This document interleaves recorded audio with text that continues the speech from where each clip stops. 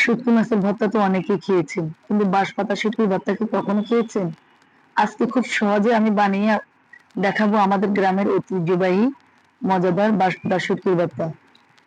শুটকি পাতায় বাটার ঝামেলার কারণে আসলে আমরা অনেকেই খেতে চাই না, কিন্তু বেশিরভাগ মানুষের ভর্তা খুবই পছন্দ করে।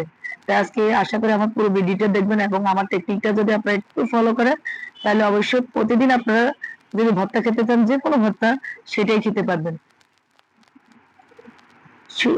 শুটকিটা ভর্তা বানানোর জন্য আমি সবগুলো উপকরণ হালকা ভেজে একটা ব্লেন্ডারে জারে নিয়ে সামান্য 1 মিনিট একটু ভেঙে নিয়েছি। এরপর আমি এটাকে পাটায় আবার বাটবো।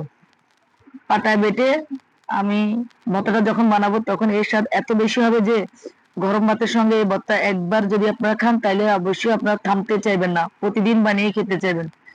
এটাতে ছিল সাধারণ কিছু উপকরণ, অথচ স্বাদে একেবারে অসাধারণ ছিল।